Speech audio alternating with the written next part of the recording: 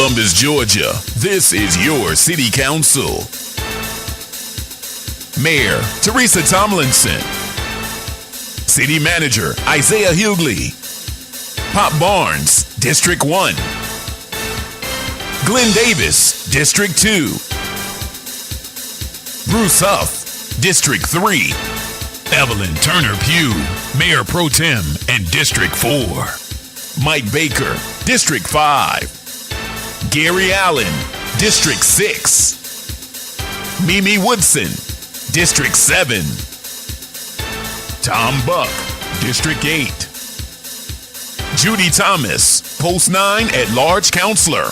Skip Henderson, Post 10 at-large counselor.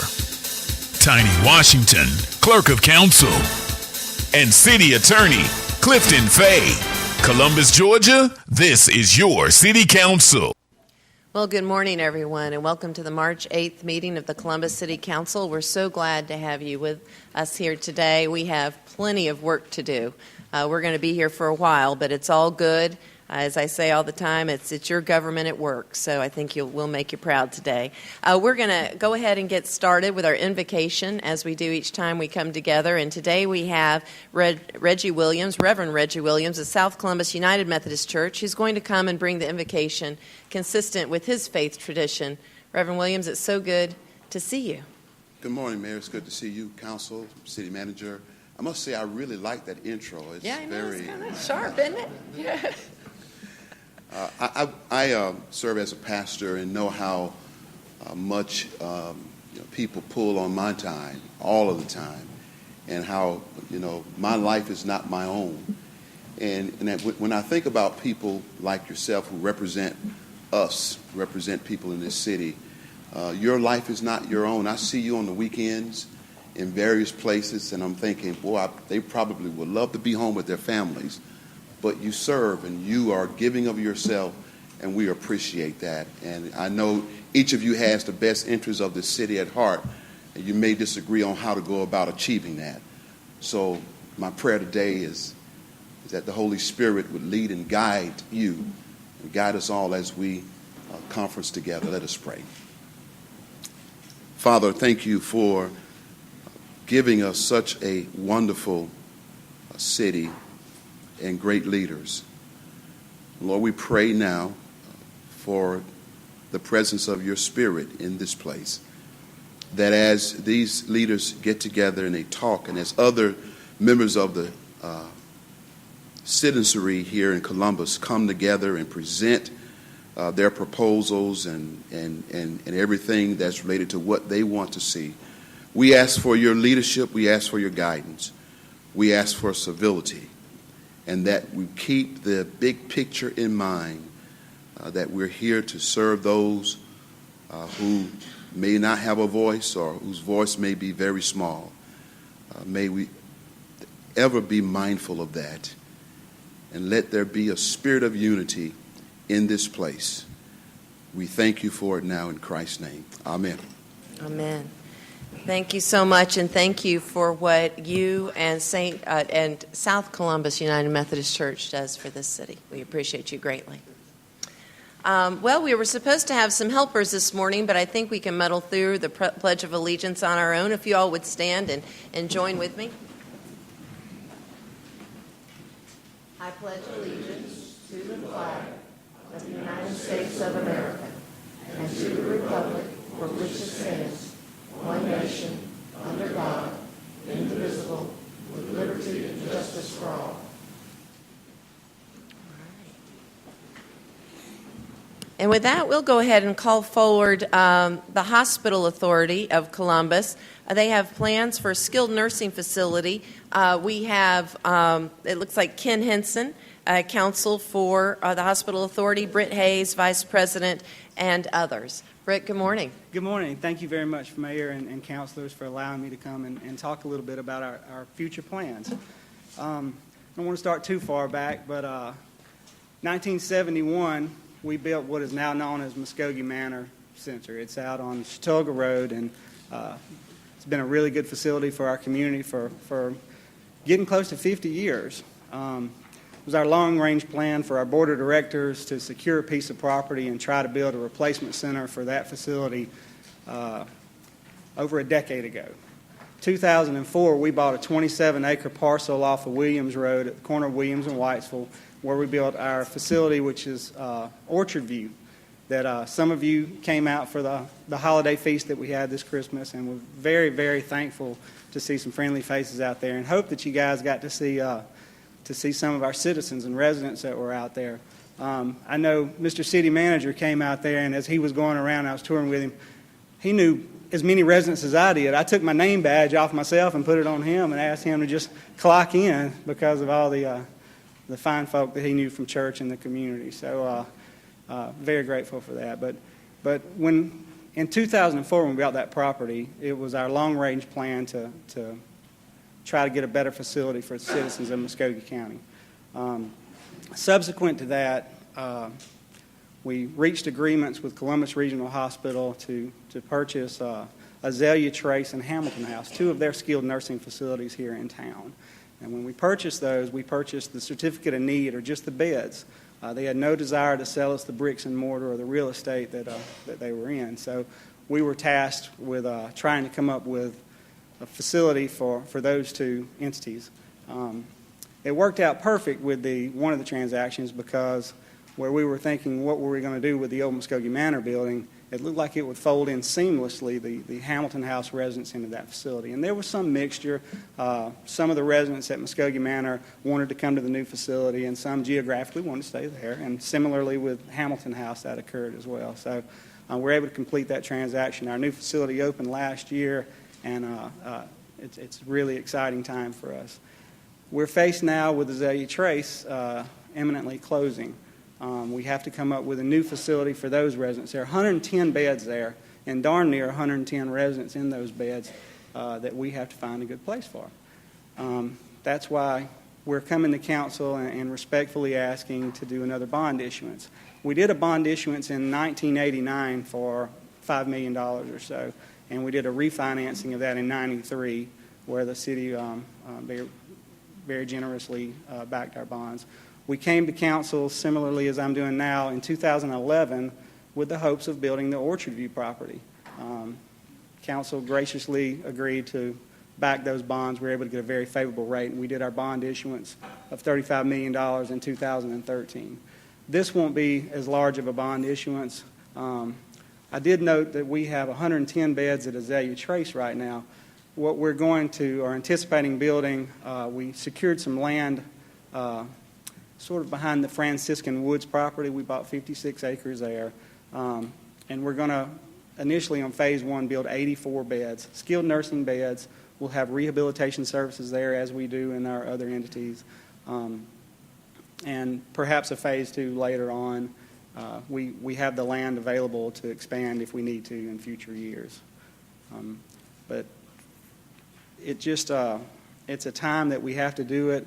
Our lease is going to expire next year with Azalea Trace. So we moved forward with trying to go conceptually with architectural plans to see how much a facility like that would cost. We're asking if City Council would back a bond issuance of up to $25 million. We'll probably be able to secure something less, but we don't want to have to come back at a later date and ask for additional funds. So that's what we're asking right now, and if you have any questions of our organization, I'd love to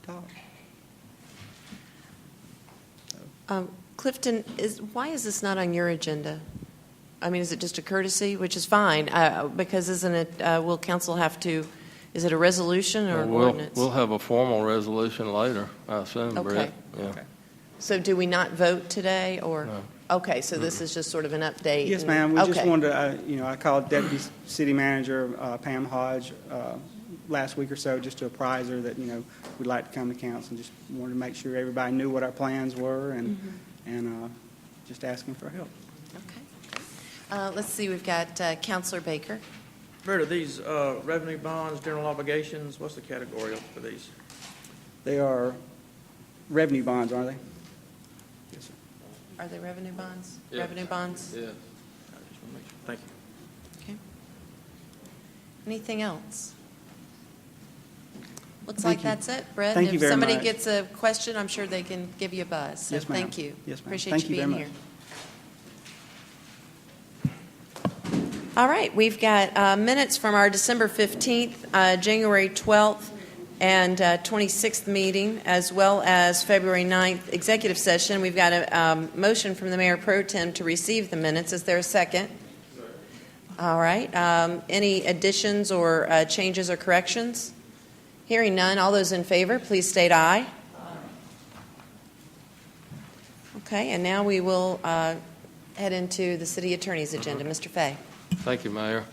First item up is zoning at 8692 Veterans Parkway. This is a public hearing. The owner is Linda Cook. Petitioner here this morning.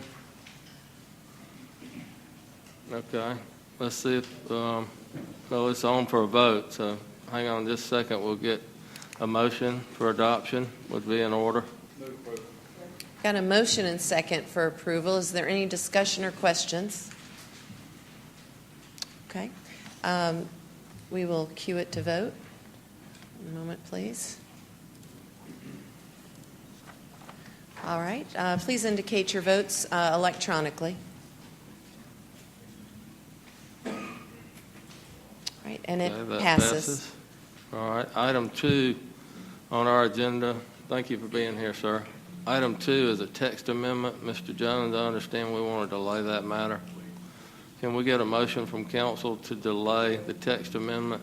Got a motion from the Mayor Pro Tem to delay. Is there a second? All right. Any discussion? All those in favor, please state aye. Okay, we'll bring that back when planning is ready. Next item, we've got some public zoning hearings. This is 6059, 6073, going from RO to general commercial, owner Cottle Properties, retail office and restaurant. I think Councilor Henderson wants to make just one announcement, although he does not have a financial interest in the property itself. Sure. Yes, Councilman Anderson. thank you, Mayor. I just wanted to disclose and acknowledge that the company I work for is going to be leasing one of these buildings on this property, but it's a leasehold estate. It is not any ownership. There's no financial benefit to me or my company. So unless there's a request from somebody, I'm not planning to abstain in the vote. I don't think an abstention would be required, certainly. No, it would not be. All right. Is the petitioner here on Cottle? All right. Anybody want to speak in the audience? Anybody for or against? All right. Well, we'll bring that back next week at the 9 o'clock meeting for a vote. Appreciate y'all being here. Item 4 is a zoning at Weems Road, 3603. This is part of the Columbus Botanical Gardens, Inc., going from single-family residential to residential office. Recommended approval. Mr. McKenna's here. Are there any questions from council? All right. Anybody else want to be heard? Okay, we'll bring that back next week for a vote. And then item 5 is a companion ordinance. This is property owned by the city going from SFR1 to RO in conjunction with the Botanical Garden. Mr. Jones is here, of course. Any questions?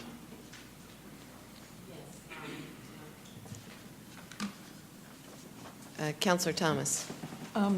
Mr. Jones, in reading the staff report on this one, I noticed that there were some objections that had been raised to this. Can you speak to that?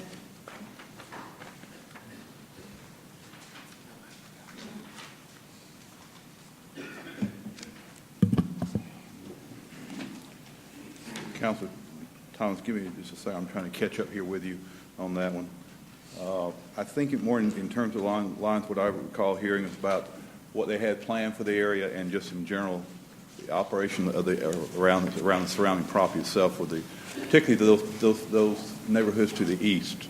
That's always been a point of contention when anything that gets developed out there along Weems and then of course on Whittlesey itself.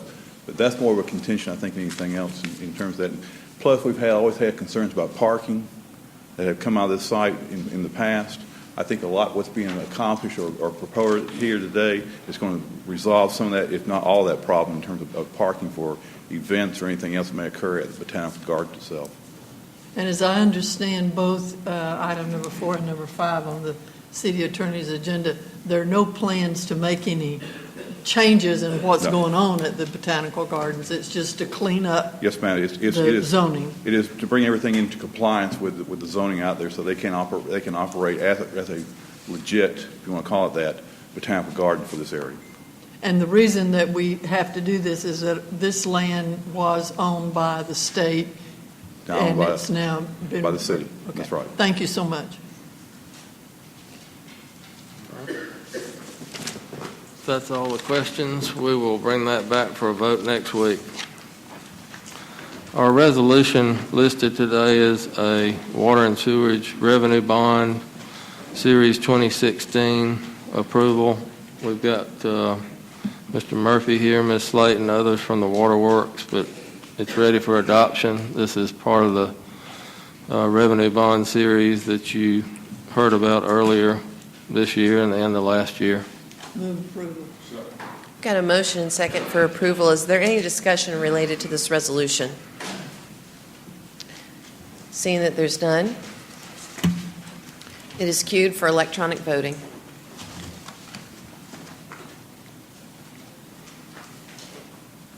I think we're missing one. Check the buttons again. There we go. All right, that has passed. Thank y'all for being here.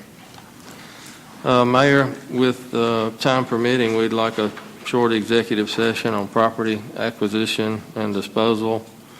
And let me say, I know we're going to have the TAD district discussion on the city manager's agenda. Mm-hmm. We're going to look at all the maps, do any map amending or boundary changing today that needs to be done. And Mayor Pro Tem is going to make a formal motion that we delay any TAD votes until next week's meeting at 9 o'clock. Okay, and she'll make that on the city manager's agenda? Right. Okay. Great. That's all we have. All right, thank you. Well, this time we'll enter into our public agenda, and first we have Mr. Greg Hutchinson, who is here with Breathe Easy Columbus. He wants to talk to us about secondhand smoke, and I think he has a few folks with him as well. So if you all want to come forward. Oh, all right, great, thank you. Good morning. Good morning. My name is Perry Alexander, and I'm co-chair of Breathe Easy Columbus. This is Ms. Jamie Austin, our other co-chair. Good morning. And we have a number of members in our coalition. Basically, we're a community coalition. We have representatives from education, from medicine. We have representatives from the healthcare provider professions. We have businesses. We are a subcommittee of Live Healthy Columbus. We're also partnering with the American Cancer Society, the American Heart Association, and the American Lung Association. We have coalesced around the issue of the devastation caused by secondhand smoke. I'm sure you're aware that in 2005, the Georgia General Assembly passed a law signed by Governor Sonny Perdue entitled Georgia Smoke-Free Air Act. And that's been in effect now for almost 11 years. And so we feel strongly that it's time for us to relook how that is impacting our city of Columbus. That law basically prohibited smoking in many public places, but there were a number of exemptions in that act. And the law also allows for local counties or municipalities to impose greater restriction on smoking if that is the local desire. And that is our desire, and that's generally what we're here to talk to you about today. First of all, I'd like to ask all of our representatives who are here with this issue today, if you just stand and be seen. Thank you, thank you, thank you. And we have several people who will be presenting from our coalition. And Ms. Jamie Alston, our co-chair, will conclude our presentation for you. And we'll be sensitive of your time. But thank you for your attention. First, we'd like to introduce Dr. Beverly Townsend. She's going to tell you about the health impacts of secondhand smoke. Good morning. And what I would like to do is just give you some statistical facts about it, and we're happy to be partnering in a collaboration with this Breathe Easy Columbus activity because we are public health.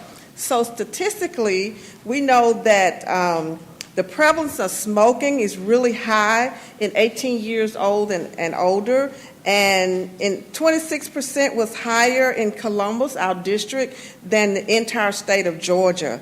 So we were 26%, and the state of Georgia is 19%, and nationally it's 18%. So we just want to really bring forth some particular statistics. And when I say the Columbus Health District, I'm not just talking about Columbus proper. This is the main municipality, but we have 16 counties in this district, and all of this information is compiled from that particular, from those particular numbers. So when we talk about cigarette smoking, we talk about tobacco use. We also know that deaths are related to cancer, cardiovascular disease, and respiratory disease as well. And the age-adjusted lung cancer incident rate, it was higher in the state than the state in our district. So we are, when we say higher, we just mean every prevalence of the disease, whether for lung cancer, death rate, as well as all of the disease states. And then we have to look at secondhand smoke exposure, and we know that nationally about 50,000 people died just from secondhand smoke, and even a brief exposure to secondhand smoke does change blood chemistry. So we have a lot of things that occur even from that. And when we look at the highest rate, it's the highest. Georgia is in our district, actually, Columbus district, actually has the highest prevalence in smoking, secondhand exposure, death, and cardiovascular disease. So when we look at the numbers, we are here to say that statistically, this particular district ranks the highest, or is among the highest of all those disease states that are attributable to smoking. So those are really some of the major facts that we want to bring forth to you from a statistical standpoint. Thank you. Good morning. My name is Sherelle Radcliffe, and I'm a non-smoker. I've never smoked a day in my life. However, my lifelong exposure to secondhand smoke by my own parents contributed to my throat cancer diagnosis when I was only 17 years old. I'm 31. I just want to get the message across to you today that secondhand smoke really does kill. I'm a partial laryngectomy, and I have to live the remainder of my life speaking and breathing through a plastic tube. I'm blessed enough to be able to stand here before you today and share my story, but I hope that you allow Columbus to become the second city in the state of Georgia to go smoke-free. Thank you. Good morning, Mayor, members of the council. I want to briefly give you the thoughts of the business community, at least from the Chamber's perspective, that although the 2005 legislation did much to improve the state of Georgia in making our state more healthy, more initiating better wellness programs, and also the acts of many independent businesses, both individual businesses, but also whole sectors from the Board of Regents to the technical college system. Many groups have made the right steps to make sure we have the ability to prevent the kind of disease that tobacco can provide. But we just want to encourage you to do all you can to support Breathe Easy. We think it'll make Columbus more sought after, more wellness. We've got a lot to do in the area of health care when you look at the cost and what it does to individual lives. So thank you. In closing, we'd like to thank you all for listening to our presentation. Now that we've shared with you the health, the business, and the personal impact of secondhand smoke, we would like you to consider allowing Breathe Easy Columbus to work with the city attorney to draft a model ordinance that would address the issues of the dangers of secondhand smoke and the costly impact of secondhand smoke associated in workplaces throughout the city of Columbus, thus improving the quality of life for all of the citizens of Columbus, Georgia. At Breathe Easy Columbus, we like to say good for health, good for business, and good for Columbus. Thank you. Why don't we do this? Mr. Fay, why don't you draft a sample ordinance, but also I think we need a referral on just how this has worked in other communities and the pros and the cons and the impacts, and to make sure that whoever the stakeholders may be, that we've gotten a broad sense of that, and maybe come back with a report and update to council. Again, I think that's sort of a referral to you and maybe to you too, Mr. City Manager, if we can't look at other cities, and maybe GMA has some information on this. Well, And the Mayor Pro Tem has said she'll be the sponsor. okay. What I'd like to do is probably appoint Deputy City Manager Lisa Goodwin to do some research and maybe come back and provide a briefing to you, Mayor and Council, and kind of tell you about some other cities and what we're doing in Georgia, Southeast, how it's working, and just to educate you a bit more. So we can certainly do that, and then work with Reeve Easy and the city attorney. She can to then draft a sample ordinance after you've been updated and had some input with direction to the staff and the city attorney. Great, thank you. Mr. City Attorney? That'll be good. We can coordinate that, Ms. Goodwin, in our office. We know that there are some places out there who have spent a lot of money on ventilation systems, but even if we end up passing an ordinance that's prospective in nature going forward, there may be a way to work it where those folks can continue to operate. Okay. All right, well, we look forward to your help on this and input, and so let us do a little homework, and I'm sure our folks will be getting with you for the information that you've gathered as well. So thank you so much. Okay. Next we have Mr. Robert Teasley, who's representing SWSW Investments, who has a hardship variance. A request for a hardship variance. Hello. Good morning. I'm Robert Teasley, president of Signs Incorporated here in Columbus. Celebrating my 40th year in the sign industry here. I've had the pleasure of serving on several committees here, including the drafting of the current sign ordinance. Thank you. You don't see me much here because we try to work these things out before we come here, and I only come when there is an extreme hardship. I've been pretty lucky over the years going through the variance committee, but every once in a while we'll have something that not everybody can agree on. So our next choice is to come to City Council. And what we have here is we're asking for additional about 4 feet 7 inches in height of a sign that's right now currently entitled to 35 feet in height. And we're asking for 336 square feet. This site consists of approximately 12 acres.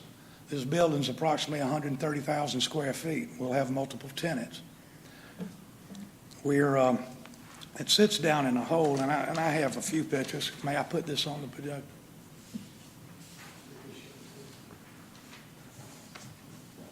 You see the crest of the hill going down the road. You're losing visibility, and you're just right up on it before you see the sign. This sign would normally be entitled, this site would normally be entitled to 300 square feet of signage on 2 signs, with no more than 250 on 1 sign. But it would be entitled to 2. We're asking for 1 sign and asking for additional 36 square feet. Also here, I have with me Mr. Scott Harris, if he could come forward, and he's representing Stars and Strikes, which will be one of the tenants in the center. Would that be okay?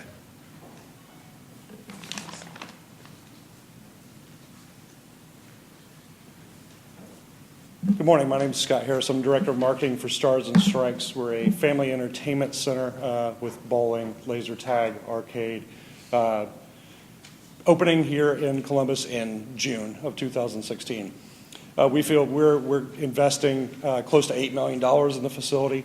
We're also going to be employing over 100 local residents of Columbus, and we feel that On Veterans Parkway going north, when you're going between 45 and 55 miles an hour, you just can't really see the sign. And we feel that it would really help us make our center a success and bring good quality, clean, safe family entertainment to Columbus.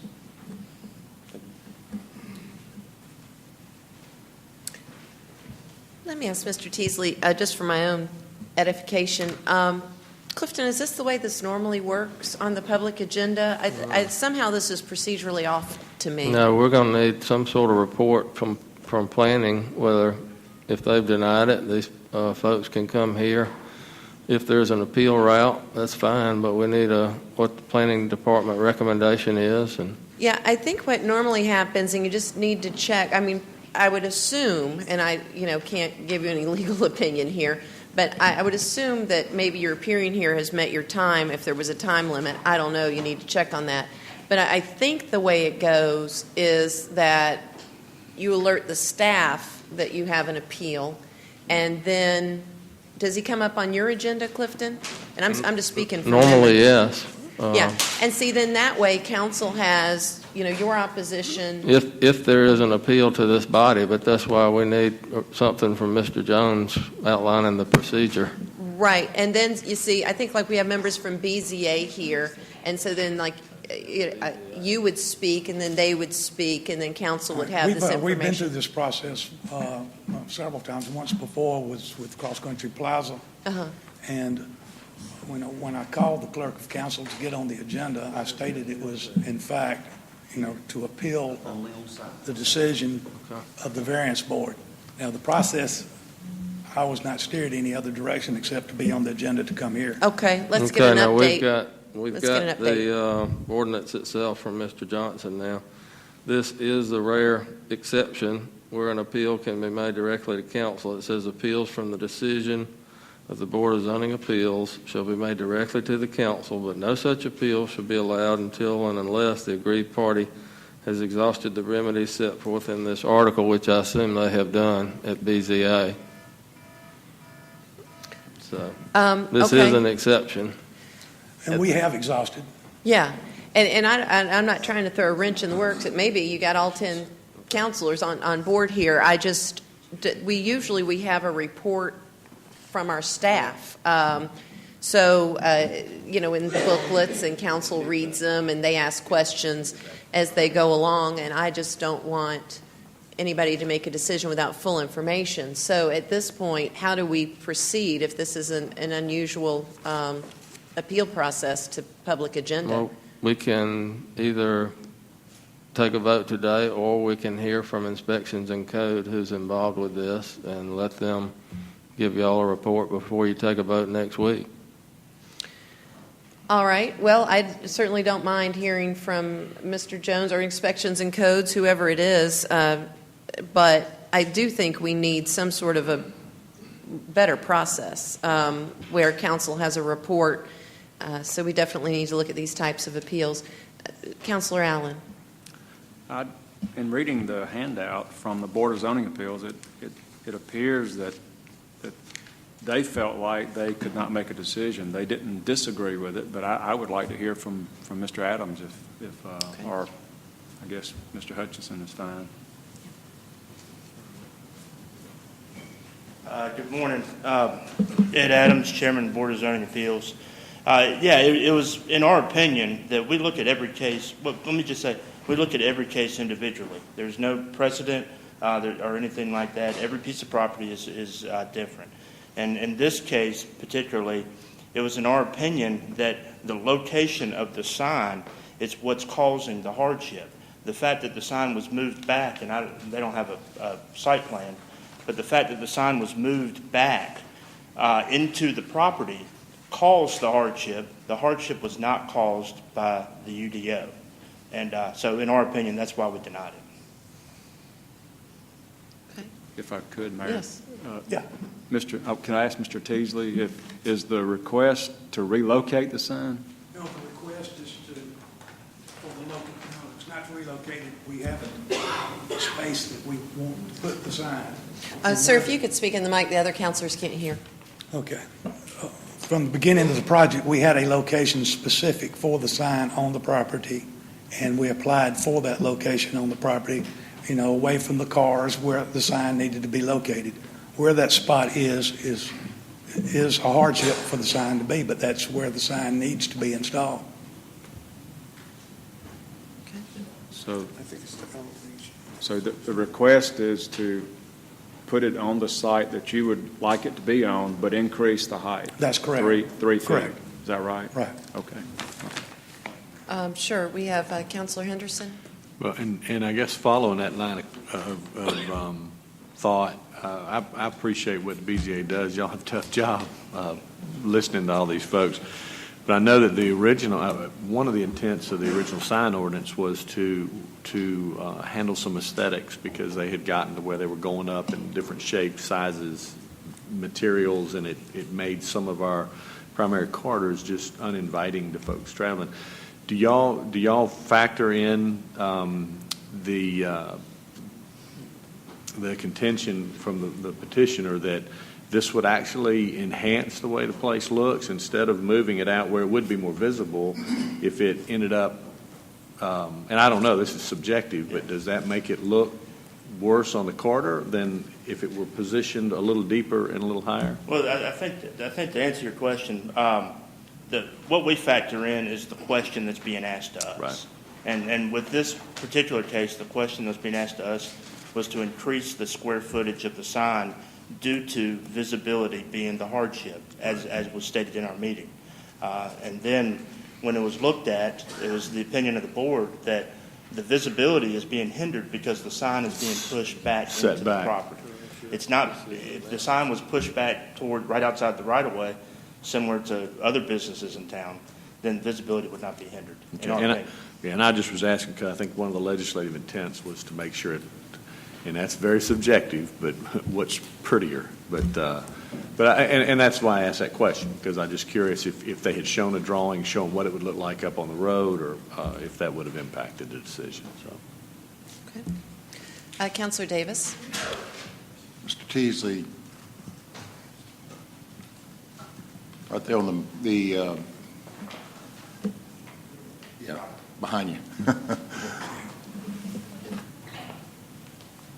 Where it's marked in yellow, that's where the sign's going. That's correct. Right? And it looks, this is in the district I represent, and it looks like you can see with this site plan here that would it be accurate if I say there are limitations? You have several limitations on this property. Absolutely. As it is, right. As it stands. And I can't appreciate that what you're trying to accomplish there. You've been in business for a long time. I think you understand how the visibility sight lines work, and it looks to me like you truly do have a hardship.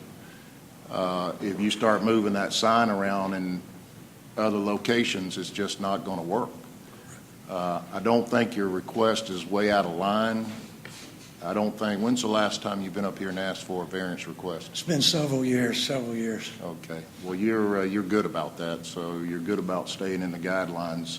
So I would view this as a hardship request. I think, Madam Mayor, in response to what you were saying, Mr. City Attorney, I'm not sure if the procedure here. I don't understand if they're working on a timeline here, which I think you said earlier you've exhausted a lot of measures, and you're probably getting close with your site working on what you've got to finish things up. I'm not sure about the appeal process, but what I heard a little while ago is that we have the ability here to make that decision. Is that correct? Yes, in this rare exception, you do. The appeal is to council, directly to you, not to the Board of Zoning Appeals, and in your legislative discretion, you can grant it or deny it. Okay. Is there anything else you want to add to that? Is anything else anybody want to add? I think we pretty much covered it. I mean, it's been a long time that I've seen somebody try to push their sign all the way back into their parking lot, which is, you can make the argument that that's not a bad thing. But I understand what you're trying to accomplish there, and it does look like a hardship. And based on this letter, not saying that there was anything wrong with the decision, but there was a concern based on this letter of not really understanding the ability to move and why you couldn't move. It looks pretty obvious there to me now. Is there anything that needs to be said?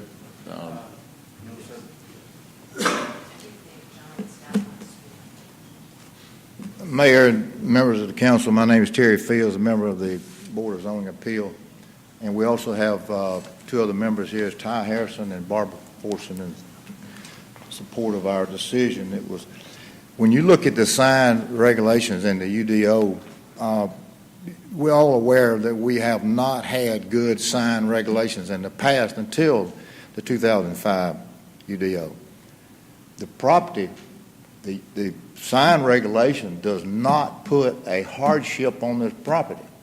The sign is moved back. They are requesting enlarging the sign square footage because of visibility. If you put the sign out like everybody else has, if you look around, the majority of good signage has been put up in Columbus since the UDO sign regulation.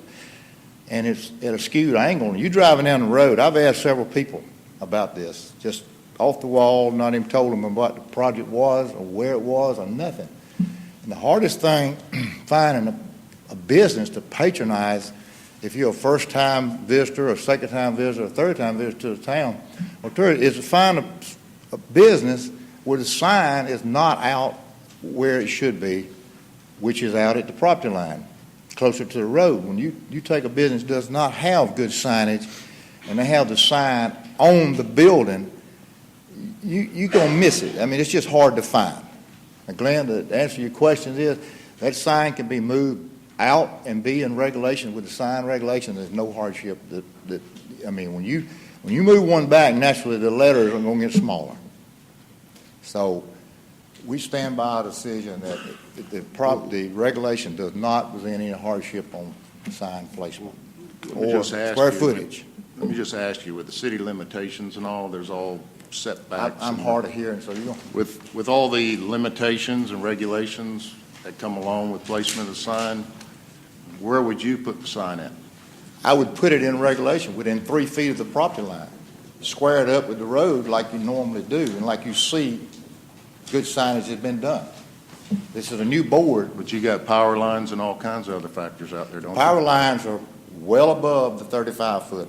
But you got distance requirements there. Was that 15 feet or something like that you have to get away from it? Power poles is not a problem because if you have it where it is now, you're still going to have a power pole that maybe it's going to be less obstruction to be out at the property line within 3 feet of the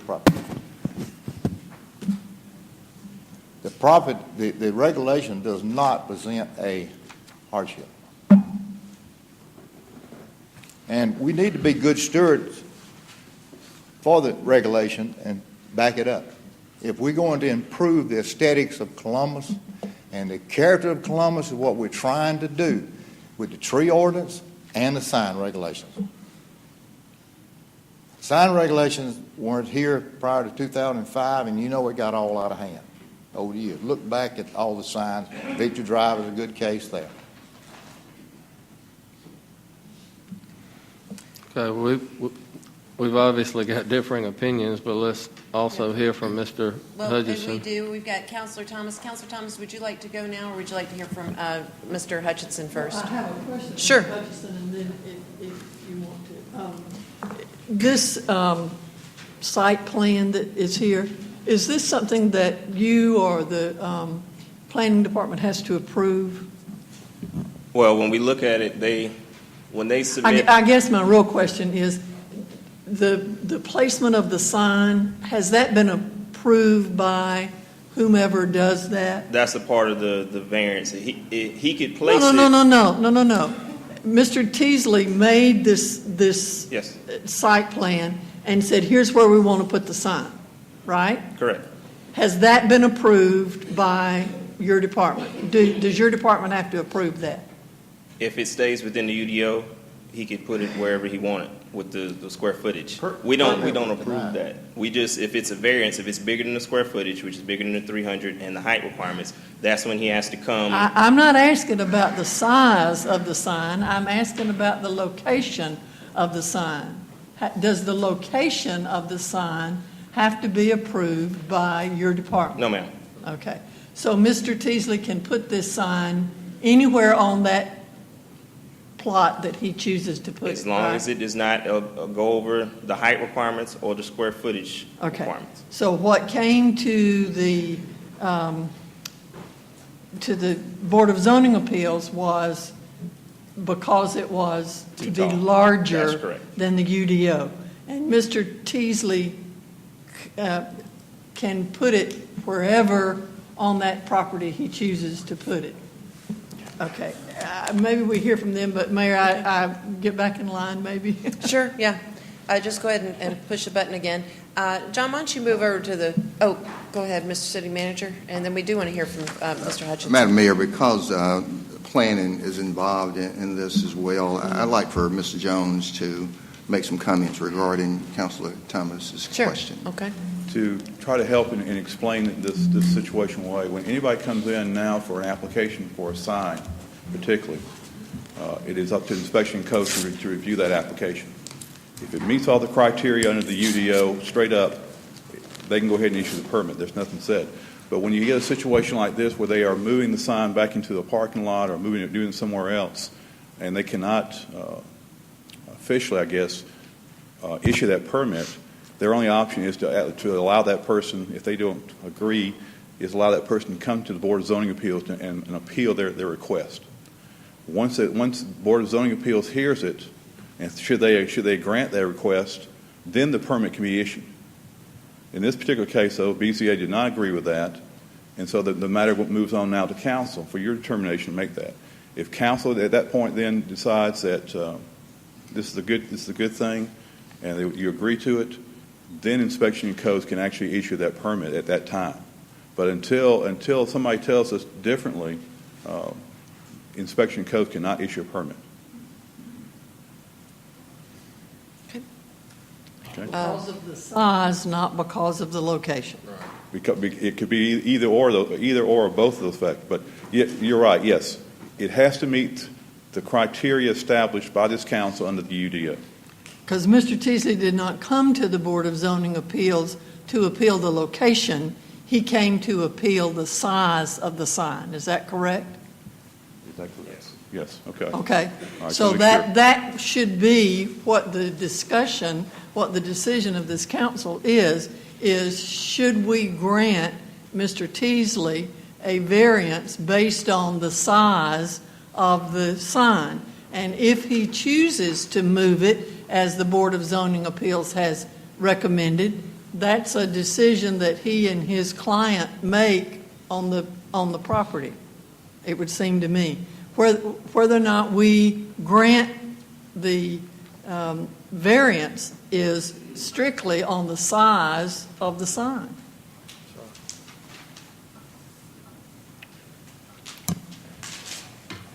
Mr. Hutchinson? Well said.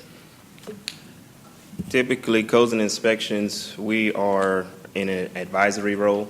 We're not for or against anything that comes to BZA. So we just enforce the rules. They come in and ask for a variance, and then I present it to the board. So typically, we don't get into, we prefer this or that. As long as it fits in the ordinance and depending on what the board approves of, I don't have any vote and stake in it. I'm just there as information. So I don't have a preference either or. We just understand that per what we've done, as you can see now, that's the sign that they want to use.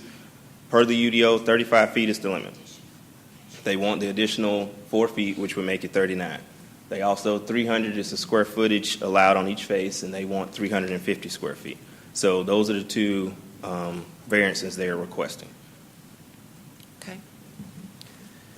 All right. Mr. City Attorney, where are we at this point in this odd appeal process, in my estimation? After some more Okay. factual hearing, you will have time to make a motion and consider the request. Yes, sir. Yeah, my name is Chris Whiteman. I'm part of the development ownership group that is developing the property, the old Buffalo Rock bottling plant. And I wanted to just address Councilwoman Thomas's questions about the location. And if I could have that other site plan put back up, we didn't locate the sign in the middle of the parking lot by design. It was more out of a necessity. If you will, and if I could walk over here, or at the bottom we have underground detention because the site was so tight here. And if you'll notice those three lines, these three dash lines in there, they represent underground water detention for the site. And at the end of that, there is a water cleaning station, if you will, underground, that the water has to be cleaned before it is released back into the city. That, coupled with the power lines that are located there along Veterans Parkway, really limited where we could position the sign that it would be effectively visible in both directions to potential patrons to the center. So that was it was more out of a product of necessity than out of original design as to why the sign is located where it's located. Okay. Anything? Councilor Davis? I would tend to agree. It's very unusual to see a developer come in and put their sign in the middle of the parking lot without there being some issues. And if you had the possibility to move it closer to the road, I'd believe that. So I think it's a hardship. I'm going to make a motion that we approve this variance request today. Madam Mayor. Okay, we've got a motion. I think I heard a second. Was that you, Mr. Buck? All right, we have Councilor Thomas with further discussion. I'm wondering, Mayor, if Councilor Davis would be agreeable that part of that granting of this variance is that the sign stay where it is, that we're not going to grant the variance and then let them move it closer to the road to, so. That would be an appropriate condition. Councilor Davis? It's very appropriate. That would be part of the request of the variance. So Do I need to make that as a motion, or was that included in your He can restate original it. motion? You can restate it, Councilor Davis. you can attach that to it, Mr. City Attorney. The motion is, the motion would be to grant the hardship variance with the condition that the sign remain at its present location. That's right. If it was moved, that sign moves, I would not be making a motion to request a variance. Okay. I don't think it has a choice. Approve a variance. It really doesn't have much of a choice as to where it can, just because of what's located underground and above ground. And I want to make that clear on the record. Yes, sir. That would be my position for anybody else down the line that would be coming. The same, what I just said applies. All right, we have a motion and a second to grant the request with the stipulation that it not be moved closer to the road. Since this is not listed as an action item but is on public agenda, we're going to take an oral vote. All those in favor, please state aye. Are there any opposed? Oh, excuse me. Councilor Barnes has to recuse. Yes, sir. Okay. I want to recuse myself. Okay, we have to take a vote on your recusal, don't we? Okay, can you state for the record grounds. why, Mr. Barnes? I've had some dealings with Mr. Teasley. Okay, it may be that you're not really recused unless you have a financial interest in this particular interest, even if In he's this a good... particular interest. Oh, in this particular... No, explain. Well, the city attorney's better to explain, but if... Clifton? Yeah, if you don't have a financial in this particular location, then you don't have to disqualify. Good to go. Okay. I'm fine. Yeah, it has to be in this particular instance. So let me call it one more time. All those in favor, please state aye. Aye. Are there any opposed? Okay, thank you all. And Mr. City Attorney, I am going to make a... okay, yes. And I want to say, I really appreciate the Board of Zoning Appeals and the position that you've taken on this. You did the right thing, in my opinion. So I do thank you for coming here today and stating y'all's position on the matter. Yeah. Councilor Henderson. And I just to tag on to that, I mean, the BZA is charged with reading the UDO and acting according to the guidelines, and UDO did their job exactly the way they're supposed to. This is how the process works. Any hardship that is outside the confines of that document should probably be appealed to us. So I want to thank them for what they've done. All right. Thank you again, Mr. Adams, for being here. That's the way the process should work. Mr. City Attorney, I'd like to make a referral that you look into the procedure related to appeals to council. It seems inherently procedurally inappropriate to me to have a full-fledged hearing in the public agenda. It seems like that's something that should be on the city attorney's agenda somehow. I think when they look at the next text amendment for the UDO, that Yeah. this can be, the section that I read earlier, we can certainly put something in there that it'll be read on the city attorney's agenda. Yeah, because that was just a full-fledged hearing, and that's not a public agenda item. All right, thank you. We'll move on then to Mr. Christopher Brown, who's here with Love Our Youth, Inc. Is Mr. Brown here? All right. And next then we'll have Audrey Holston Pallamore, and she'd like to speak to us about the tax freeze. Good morning. Good morning. If you would, just state your name and address for the record, please. My name is Audrey Holston Palmore. My address is 1035 Lawyers Lane, Columbus, Georgia.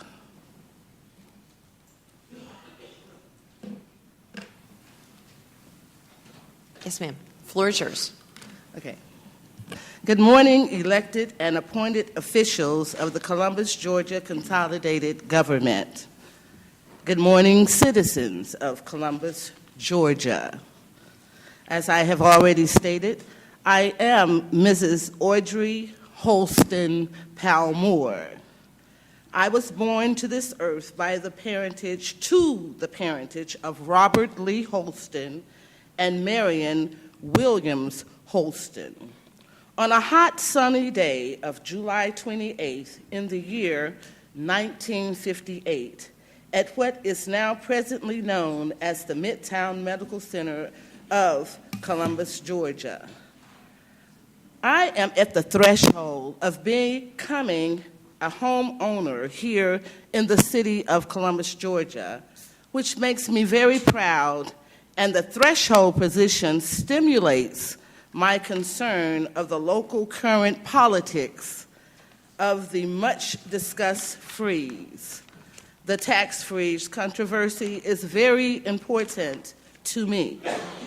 I am thankful and humbled by the actions of loved ones significant to me for such a blessing of care provided to me for me to be at this junction in my life.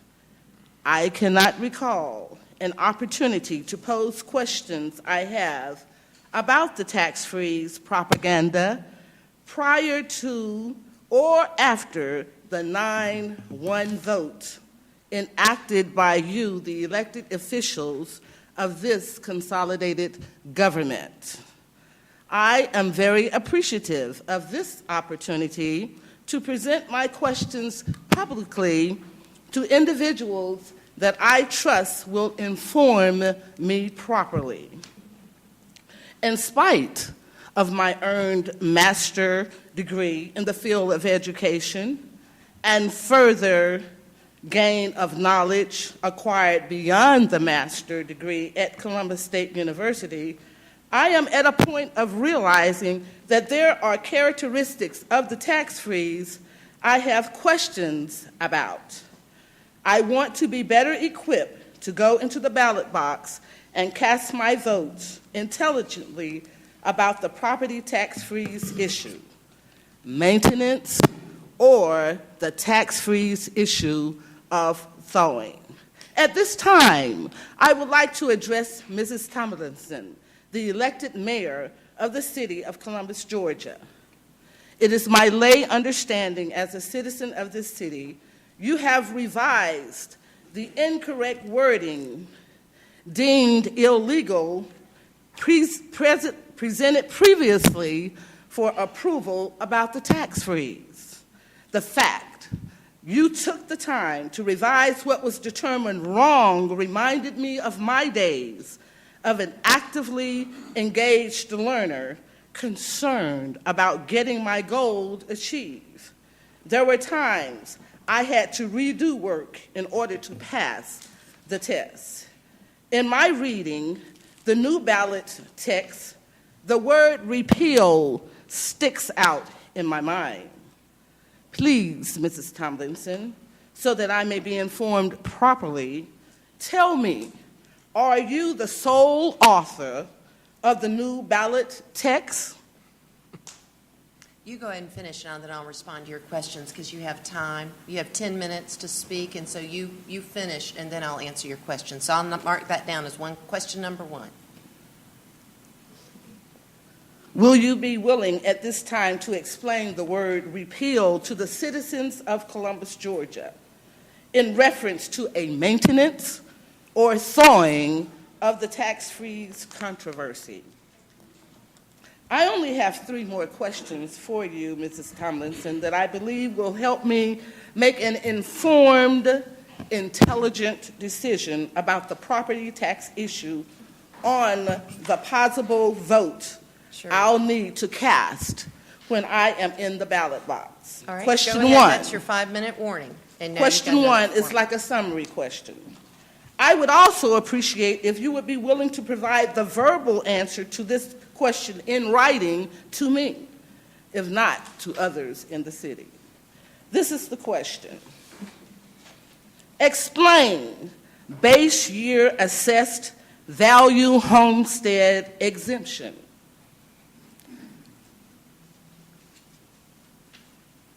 Question 2. It is also likened to a summary question. Again, I would also appreciate if you would be willing to provide the verbal answer to this question in writing to me, if not to others in this city. Question 2. How will the base year assessed value be determined?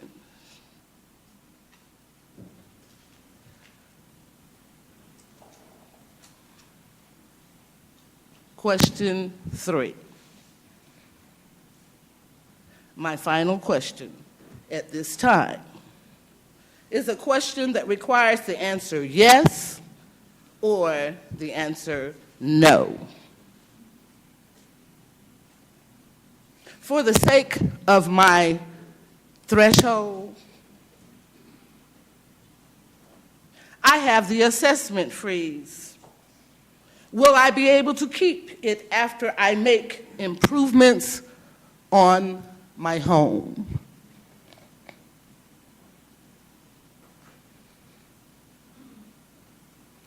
I am prepared to receive your answers to the questions. Are you concluded? You have 3 more minutes. I am prepared to receive your answer to the question and of that's fine. The word 10 repeal. minutes to speak, and then I will turn off the microphone and answer your question. So I just want to make sure your comments are concluded. Is it? My comments will be concluded in thanking you for your answers. Okay. All right. Thank you. Well, thank you for your important comments. Let me get to some of those questions. First of all, number 1, you asked if I was the author of the new text. The sole author. If I was the author of the new text. I'm not any of the authors, not the sole author, not one author, not 10 authors. I'm not at all an author. I didn't write it at all. It was actually written by Legislative Council for the state legislature in Atlanta. And to your important point, they're actually, and nor was I the author of the original one, by the way. That was drawn up by some tax experts and lawyer experts to include a former legislative council. But no, ma'am. See, this is why we don't do that. We don't get in a debate. You've had an opportunity to speak. You asked me questions, and so I'm going to respond. There's actually 2 ways that you can address a local constitutional amendment. And one is through, if it's a local constitutional amendment, you can address it through Article 11 of the Georgia Constitution. The tax experts that we originally consulted thought that was the best way to address this issue on a ballot referendum. However, when it went up to the Georgia Legislative Council, they thought that it was primarily a tax exemption issue. And so they preferred that we pursue it through Article 7. Well, as you know, if you may know some lawyers, there's always different ways of looking at things. And so since they thought it was predominantly a tax exemption issue, they rewrote it to be an Article 7 issue, which is fine, is certainly a legal judgment that one can make. So they declined the Article 11 path and opted for the Article 7 path. The repeal does not appear in the present referendum language because the Legislative Council didn't have to put it in there because they chose to pursue this issue as an Article 7 issue. Had they chosen to pursue it as an Article 11 issue, they would have to legally include the word repeal. So as it stands right now, as Legislative Council drafted it, the word repeal is not in the current language. As to, let's see, your next question was what is the base year value homestead exemption? In Columbus, when you have a valuation freeze, the year that you purchase your home, it is assessed at that fair market value or at that moment in time, and that becomes your base year valuation, okay? And it's then frozen virtually infinitum until you transfer the property, pass, or whatever. Nothing else interrupts that base year. So that's your base year, and it is actually set by Georgia law, has a calculation, a way that it's set, and parameters through which it's set. And so it's set very strictly by that Georgia law, and that's your base year homestead, base year value homestead exemption. And so I think that answers both, actually, which would be questions 3 and 4, but you listed as items 1 and 2. And then your last question was if this passes, because the voters have to pass this ballot referendum. If it were to pass and you were in the original freeze tax system and you improved the value of your home, the application of law would be precisely as it is now. So for all those who remain in the property tax freeze system, that system has all the rules and regulations and applications that it currently has, even after this ballot initiative passes. So for instance, if you make improvements to your home today, and you're in the freeze system, or if you make your improvements after this passes and you're in the freeze system, then those improvements are valued at that point in time, and that becomes added into your valuation base. So the rest of your home stays as it was originally valued, and then the improvements are added on to that. So if you had bought a house for $80,000 and you added a pool, let's just say for $20,000 to make round numbers, then the pool would be valued in current day terms, and that would be added to your base value. Now, that's the way the law is now. That's the way the law would be later. It also would apply if you had a spouse, for instance. A lot of people own homes with their spouses. If your spouse would pass today under the system, then, of course, the surviving spouse gets the homestead exemption. That would also remain the same. You would continue to get the homestead freeze exemption even after this referendum passes. So if you're in the freeze, you stay in the freeze even after the referendum passes. So I think that answers all your questions. So thank you. I know, and see, this is what we were talking about, the back and forth, because we have a lot of other people. Well, you brought up the fact that the word repeal Yeah. is not in the local as it was when you all took the 9-1 vote. Was it not in there? No, it was not in there at the 9-1 vote. Oh, okay, because the word repeal, it sticks out, like I said, in my mind, because it gives me an indication that the act, and you say you were not the orchestrator of the... I didn't write it, no ma'am. No, you didn't write it. Yeah. Were you a supporter of the new text?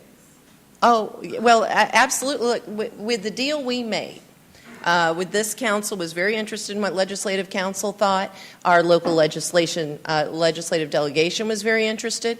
I preferred the Article 11 approach, but I understand the legal analysis of the Article 7 approach, and Legislative Council felt very strongly about it.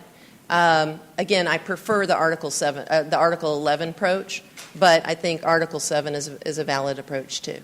Okay. Well, Okay. The reason I'm concerned is because this is the new text that I have been provided. Right, the Article 7. I don't know when this came about after the 9-1 vote. That's the only No, it was the 9-1 vote, ma'am. That is the language that was the 9. The word repeal was in the 9-1 vote? No, no, ma'am.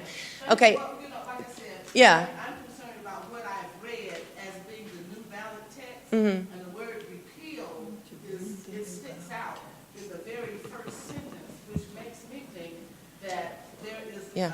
a concern about withdrawing the Yeah, that's no longer in there. But I'm going to have to cut you off. The time has been exceeded. Councilor Thomas, did you have a comment? Yes, Mayor. Yes. It might help. Let me read you what the ballot language says. Shall, no, we don't have, I can't because we don't have the facility to do that right now. It's real short. Ma'am, It's real no, short. ma'am. No, Ms. Palmore, you're out of order. Let me just read it to you, please. Shall, I'm sorry, I don't have it in writing. I have it on my computer screen, which is why. Okay. No, I can't. Okay, thank you. For your effort to assist me in my effort to be an informed citizen about the property tax freeze issue and the new ballot text that has been. Thank you. Thank you very much. All right, and we continue on with the same subject. Next, we have Mr. Gary Kaysen, who would like to speak to us about the tax freeze. Mr. Kaysen.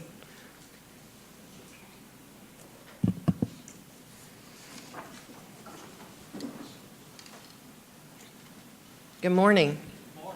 If you would just Thank you, state Madam your Mayor. name. My and- name is Gary Kaysen, and I would thank you, Madam Mayor, councilors, for the chance to appear before you. What about his address?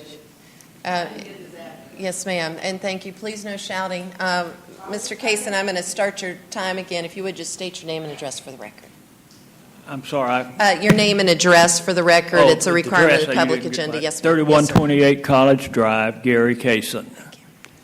And Madam Mayor, councilors, again, I'll repeat, thanks for the opportunity of being here. And I'd like to especially thank Representative Buck, who was the chairman of our delegation way back when this tax freeze was first introduced. Representative Buck came to me, since he was chairman of the delegation, and said, your Republican buddies have come up with an idea, and we want you, I'd like for you to handle this bill. Usually, as a matter of course, the chairman of the delegation handles the bill, but he asked me to do it. Now, it's probably the best thing to ever happen to me. It's probably the best thing to ever happen to Columbus, Georgia. It has saved the taxpayers a ton of money over these years.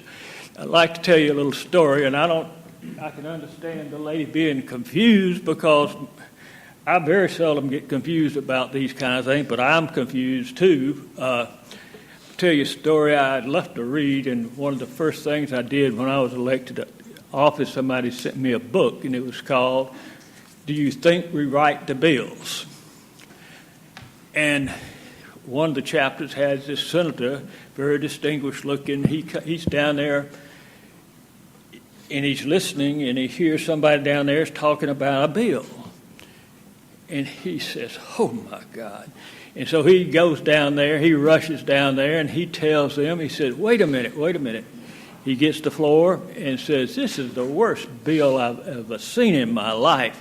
And he goes through it point by point by point, tell them how bad it is, and somebody in the back of the room is raising their hand.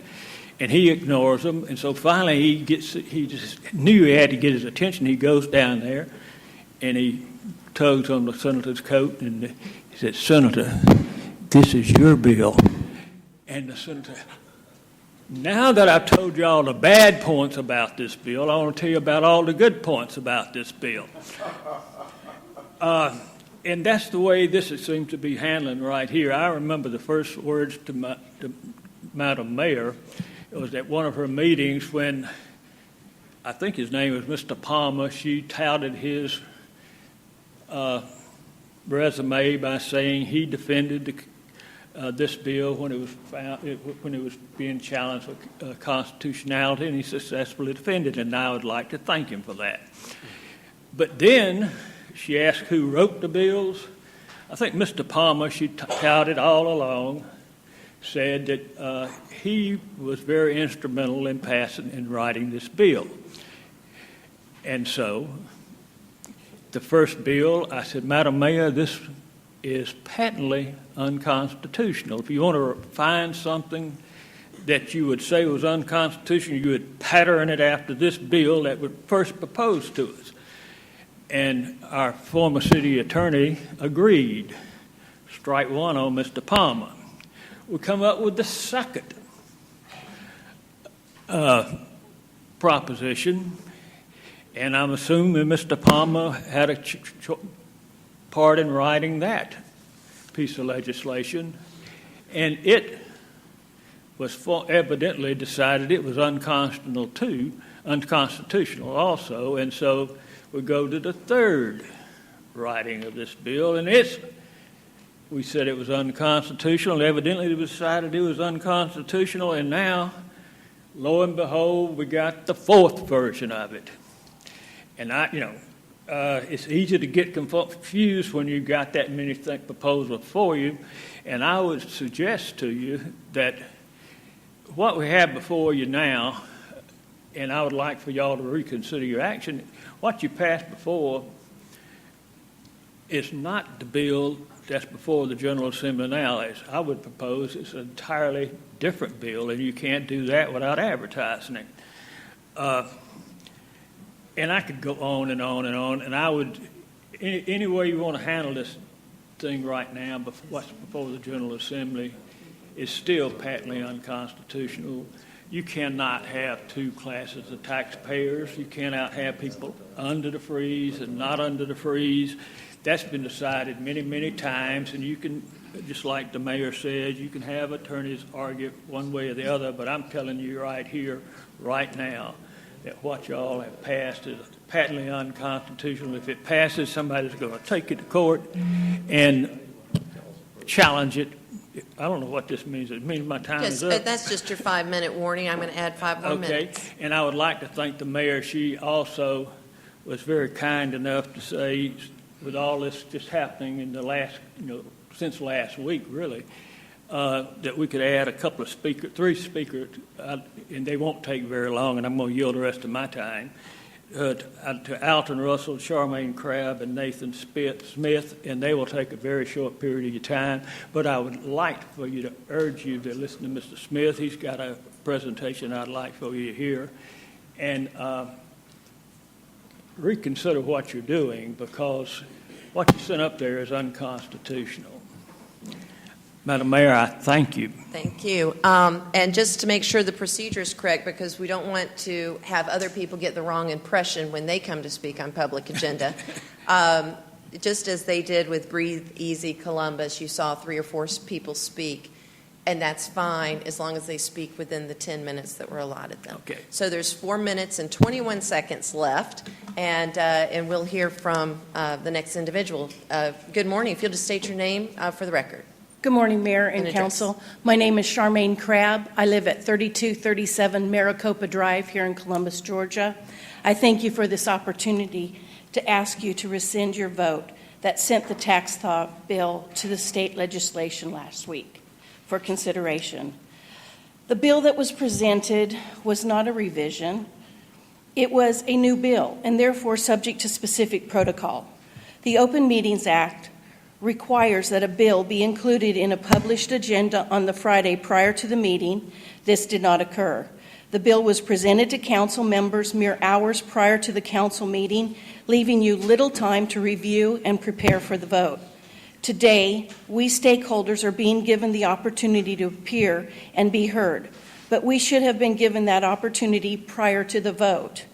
The bill should have been advertised in the paper and proper notice given prior to the vote. I and many other concerned citizens believe these are irresponsible and possibly illegal actions. I understand that you want to give the citizens an opportunity to vote on this very important issue, but the citizens also deserve to have its representatives respect established protocols and laws that were put in place to protect our community and its citizens. I respectfully ask that you rescind last week's vote and take the necessary time to research the present bill, its constitutionality, its constitutional impact on our community, and the consequences of upcoming decisions. It is better to err on the side of caution than to dance too close to the cliff. Thank you very much for your time.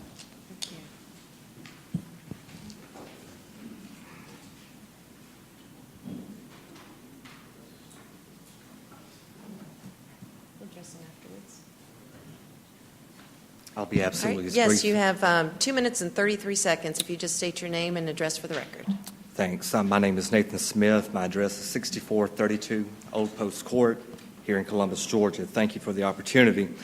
After speaking with some local attorneys and citizens, these are the following points I would like to make. Number one, the proposal voted on at the last City Council meeting was not a mere revision of the original proposal. It is an entirely new bill.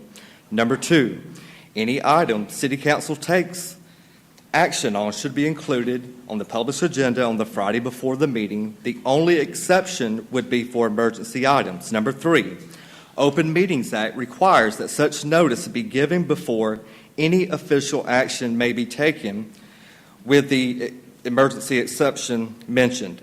Number four, since the bill has already been advertised in the paper, introduced in the House, there is plenty of time to hold another council meeting where this item is properly noticed to the public and have a fair hearing where any interested stakeholder could appear and be heard. Number five, it would be irresponsible and possibly illegal for the council to maintain the 9-1 vote was taken in accordance with Georgia law. Number six, if the council refuses to reconsider its action and pursue this item using the correct protocols, we will protest with the legislative delegation that the bill before them has not been properly approved by this council, and we will stop it. Number seven, there are still questions about the legal ramifications of a new proposal and how we can be sure it will not end up removing the freeze in its entirety immediately when subjected to a legal challenge. It creates two different classes of taxpayers. That goes against equality. Number eight, that's the 14th Amendment, I do believe, of the United States Constitution. We should hear from attorneys that have not been paid by the city or by the mayor to find out if the decision is going to take it away from everybody or not. We have not done that. In fact, every independent attorney that's not being paid by the city has made it perfectly clear that it is a violation and it would eliminate the tax freeze for everybody. And I hear the buzzer going off. I would just ask that you reconsider, make a motion. There's still time. It's already before the agenda. There's still time for you just to make a motion to revote and do it the right way. That's all we're asking. Just do it the right way. Thank you. Thank you. A couple of things real quick that may clear up some concerns is, one, a legislative agenda is not required by a city government or a county government. The legislative delegation of any community can introduce bills at any time without even a request from the city council. However, some of the more sophisticated communities do present legislative agenda, and they do so by resolution, not by ordinance. And a resolution is not what is being cited to with the Georgia law related to needing notice and so on and so forth, because it's not an act of law. It's just a preference or a courtesy of the council's, preference and intentions. So it's not treated in the same way that an ordinance would be. So that's one of the disconnects and I think creating this unnecessary concern about the way this was handled. And actually, usually once a legislative agenda goes up to the legislature, in fact, I don't think it's ever come back to the city council after revisions, and I mean severe revisions. I think just last year we had, wasn't it the Recorder's Court had council sent up, what was the fee, Mr. City Manager? Just tell me the numbers. It was $10. I believe, Mayor, it was either 10 or 15, and it came back at like 25. 25. So council approved on their legislative agenda. They asked for our legislative delegation to pass a law that affected Recorder's Court and requested a $10 or $15 fee, and then just inexplicably it came back as a $25 fee, and there was no approval by this council for that adjustment. And so that's the way it typically works. But in this instance, because it's a very important issue, the legislative delegation wanted to make certain council had been updated in the interim as to an interim version that was being kicked around with the legislative council, and that is some of the language I think some of you all may have. And then the legislative council actually wrote word for word what came back, and they said that's what they would sign off on. Time was drawing nigh, and we thought it was certainly a valid way, one of two valid ways to go. And so council then passed a resolution, 9-1, that they would concur with that being on the ballot, not that they supported the issue of thawing the freeze, but that they would concur to put it on the ballot. So just to clear that up, and also I hate that, poor Chuck Palmer, who's not here to defend himself, he was not the sole person consulted. We work with ACCG, which is the Association of County Commissioners of Georgia, the Georgia Municipal Association, their lawyers, like I said, prior legislative counsel, who was in fact a tax expert for many years up there with the legislature, helped draft the original version. So again, it's one of those things where, if you ask lawyers ways to write a piece of legislation, if you ask legislators the way to write a piece of legislation, you're going to get revisions along the way. And so that was the process. Mr. City Attorney, did you have any comment you wanted to make related to the process? Just a couple, Mayor. The vote by the council, 9-1, was a courtesy, not legally required for the legislative delegation. The bill itself has been introduced in the Georgia House after being advertised pursuant to OCGA Section 28-1-14. That notice was run in the paper on February the 26th, signed by Representative Smyrie. All of that was in accordance with law. Now, it's up to the General Assembly to either pass this bill or not, and then the voters can have a say or not. And constitutionality questions would be decided another day, not at this time. And certainly that can be part of the public debate. The citizens can consider varying views of constitutionality, but the truth is there's only 7 people who determine what's constitutional and what's not, and that's the Georgia Supreme Court. None of us here can make those declarations, but Legislative Council signed off on this.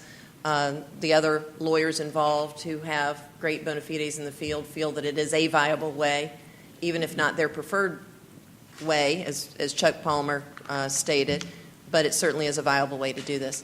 All right, next we have Mr. Michael D. Collins, who would like to speak to us about the tax freeze.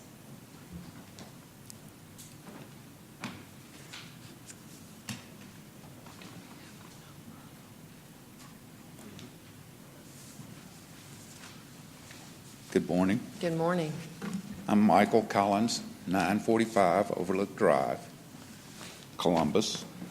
Madam Mayor, councilors, thank you for allowing me this chance to address you this morning. The purpose of local government is to protect us. We look to local government for clean water, sewage, roads, schools, fire, and police protection, just to name a few. We expect these things at the lowest price possible. Our government got out of control with rising property taxes, so the Columbus voters passed the Muskogee County property tax assessment freeze in 1983. The freeze is a constitutional right of all homeowners, and we have all earned it. Once again, our government is showing signs of being out of control. For the last year, the policymakers' meetings on the sunset and property tax break proposal for the purpose to place the thawing of the property tax assessment freeze on the ballot. The thawing of the property tax